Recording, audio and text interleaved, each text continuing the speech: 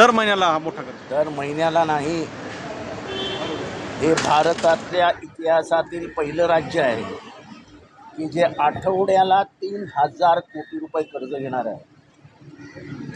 म्हणजे एका महिन्यात 12,000 कोटी रुपयाचं कर्ज घेणार आहे. एखादी योजना चांगली आहे, जरूर राबवा, पण महाराष्ट्र डोंगराच्या खाली, कर्जाच्या डोंगराच्या खाली पिचला जाईल असं काहीही करू नका अशी हात जोडून विनंती आहे. 3,000 कोटी रुपये आठवड्याला कर्ज, आणि ते पण रिझर्व्ह बँक मागे पुढे करत आहे, कारण का परतफेडीची क्षमता नसल्याचं त्यांचं म्हणणं आहे. की महाराष्ट्राची आर्थिक वागणूक जी दिसते आहे त्याच्यातनं महाराष्ट्र हे पैसे परतफेड करू शकेल की नाही, इतकी शंका आज रिझर्व्ह बँक ऑफ इंडिया घेते आहे. लहानपणी आमची आई आम्हाला सांगायची की आपल्या खिशात किती पैसे आहेत ते मोजून आपलं जीवन जगावं.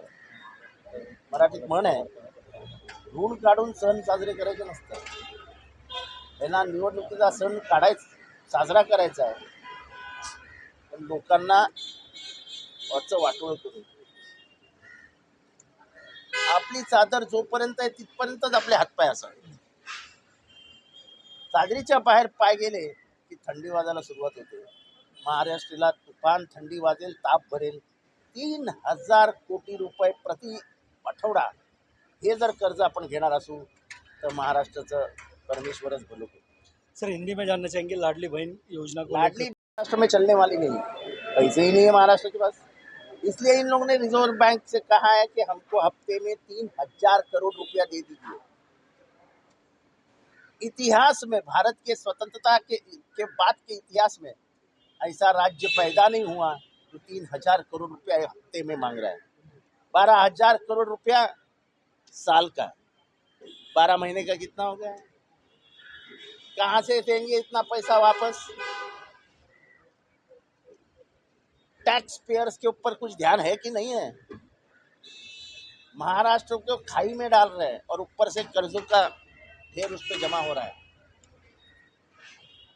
ऐसा है कि अपने हाथ में कितना पैसा है उसके बाद ही अपने घर में त्योहार मनाना चाहिए. कर्जे से लेकर त्योहार नहीं मनाया जाता है.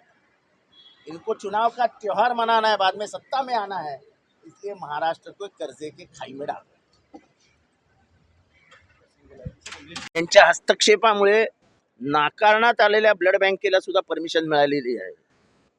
याची कागदपत्र आणि त्यांच्या आदेशाचे पेपरवर झालेल्या नोंदी देखील माझ्याकडे आहेत की मंत्र्यांनी दिलेल्या आदेशाप्रमाणे, म्हणजे त्यांचा जो कर्मचारी वर्ग आहे तो स्वतः पेपरवर लिहितो की माननीय मंत्री महोदयांच्या आदेशाप्रमाणे, आणि जी अथॉरिटी आहे त्या अथॉरिटीने या सगळ्या परमिशन्स नाकारलेल्या आहेत, तरी त्या ओव्हररूल करून मिनिस्टर परमिशन देत आहेत, कारण का त्याच्यात पैशांची देणेघेण झालेली आहे.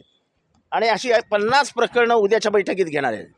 उद्या ब्लड बँकेच्या ब्लड बँकेला परमिशन देण्याची कमिटीची मीटिंग आहे. उद्या 51 अर्ज समोर घेतले आहेत. ते 51च्या 51 अर्ज फेटाळण्यात आले होते. आता फेटाळण्यात आलेले अर्ज परत घेऊन त्यांना मान्यता देत आहेत. प्रत्येक बँकेच्या मागे 40 ते 50 लाख रुपये घेणार आहेत. म्हणजे तुम्ही रक्तात पण पैसे खाणार होता. रक्तदान हे जीवनदान म्हणणारा वर्ग आहे महाराष्ट्र, आणि महाराष्ट्राकडे अधिकचं रक्त आहे. महाराष्ट्राकडे अधिकचं रक्त असताना नाकारण्यात, म्हणजे इंटरनॅशनल बॉडी आहे त्याच्यासाठी, काही रूल्स अँड रेग्युलेशन्स आहेत ब्लड बँकेसाठी, ते सगळे धाब्यावर बसवून माननीय तानाजी सावंत उद्याच्या बैठकीत निर्णय घेणार आहेत. आधीच त्यांनी दोघांना दिलेलं आहे. एक कोल्हापूरच्या बुदरगडमध्ये श्री साई संस्थान नावाचे कुठली तरी ब्लड बँक आहे, त्याला पण असंच देऊन टाकलं आहे. मी महाराष्ट्राच्या जनतेला विनंती करतो, हे रक्त पिणाऱ्यांना तरी च्या हातातनं तरी महाराष्ट्र काढून घ्या. यामध्ये आता जे पेपर्स तुमच्याकडे आहेत त्या संस्थेचे आहेत, मी तुम्हाला पाठवतो.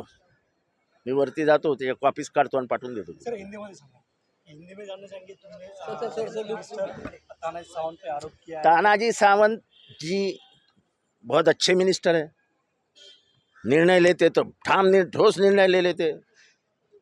उन्होंने एक निर्णय लिया कि जिस ब्लड बैंक की अथॉरिटी जो है वो मान्यता देती है, उस मान्यता के ऊपर जाकर हमारे तानाजी सावंत ने साहब ने कहा कि दे दो उनको, पेपर पे है मेरे लिखा हुआ है।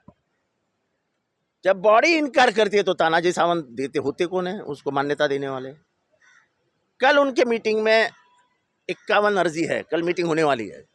वो 51 अर्जी जो आई हैं वो सब रिजेक्टेड अर्जी है। वो अर्जी को वो कल मान्यता देने वाले हैं। इसके पहले ऐसी कौन सी ब्लड बैंक की तरफ से हुआ है क्या? क्या है ना, मेरे पास ब्लड बैंक का नाम भी है, मैं आपको पेपर भिजवा देता हूँ, मेरे मोबाइल में है। यानी आप लोगों का खून पिएंगे और उससे भी पैसा लेंगे।